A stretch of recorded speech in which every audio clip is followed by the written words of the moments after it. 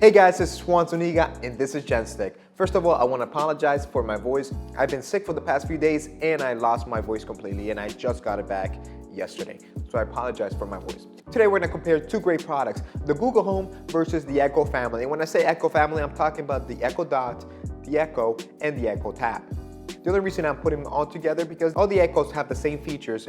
The only difference is the body type, speakers, is mostly the hardware, but the software is the same and the commands that you give to them are the same. So when I'm talking about the Echo, it could be about any of them. It's just the Echo in general. The Echo that I'm gonna use right now is the Echo Dot, and I'm gonna compare it to the Google Home. So I was very excited when I heard that Google released the Google Home. Google is a great company and they provide great products. The main difference between the Google Home and the Echo is that the Echo has 3 different styles and the Google Home has only one. However, you can customize the bottom of the Google Home with different colors so it can go better with your decor. One thing I liked about the Google Home over the Echo is the styling. I think the Google Home has a more modern look to it and it looks better at home compared to the Echo. That's why I preferred the Echo Dot, because it was smaller and it was easier to conceal compared to the regular Echo or the Echo Tap. So the Google Home to me looks better and it's more modern and it will look better at your home. All right, so let's start with the commands. Both Google Home and the Echo are constantly on, so you have to give them a command so they can respond back to you,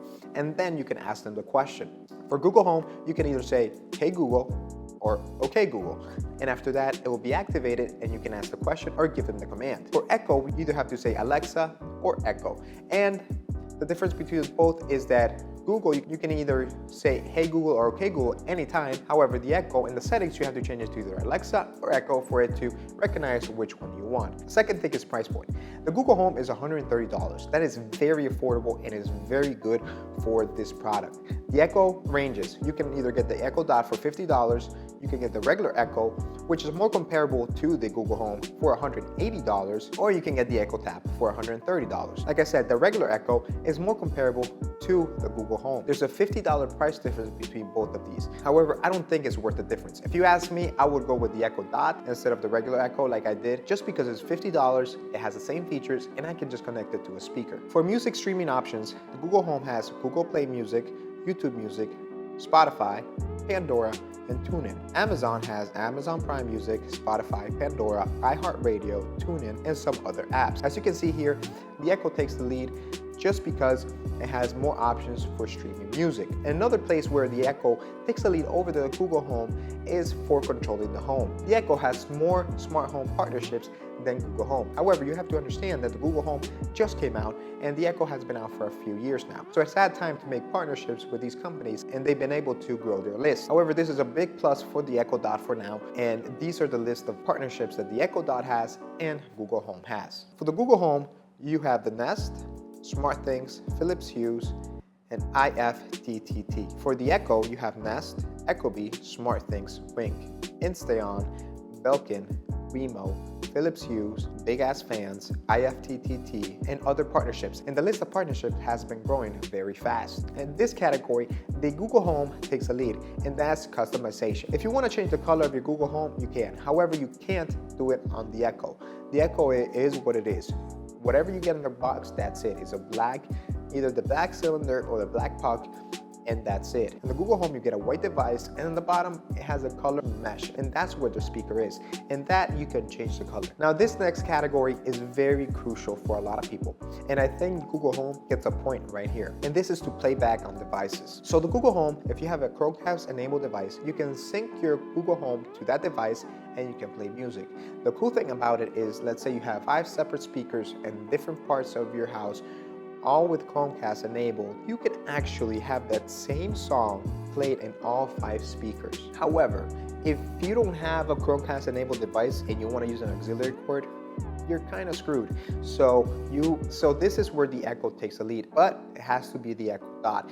The Echo Dot has an auxiliary cable, and you can actually use a Bluetooth speaker to connect your Echo Dot to the Bluetooth speaker, or use the auxiliary cord. So with the Google Home, if you have a Chromecast device or a Chromecast enabled TV, you can ask Google Home to play a video from YouTube, and it will send a command to your Chromecast and start playing videos from YouTube. For now, it's only YouTube. However, I see it expanding to other apps. Echo cannot control the Fire TV, but it has other features that might be a plus for you. With the Echo, some pretty cool features are ordering pizza, you can request an Uber, and Echo has over 900 skills that you can add to it, and that's an ever-growing list. Now, these are the main differences between the Google Home and the Echo. And to me right now, the Echo takes the lead, and I'll be sticking with my Echo. However, I think Google has great potential, and I just feel that Google has a better voice recognition and understands me better than the Echo does. Okay, Google, what's the temperature? In Port St. Lucie right now, it's 69. Hey Google, what's the temperature? The temperature in Port St. Lucie right now is 69. Alexa, what's the temperature? Currently, in Port St. Lucie, it's 69 degrees with mostly cloudy skies. Tonight, you can look for just a few clouds in the sky, with a low of 58 degrees. Echo. Echo. Okay, Google. Who won the Golden Globes? The Golden Globe Award winners include Moonlight, Casey Affleck, and others. Alexa, who won the Golden Globes? I don't know. But you can take a look at the Bing search link I added in the Alexa app. Hey Alexa, how can I do a push-up? Sorry, I didn't understand the question I heard.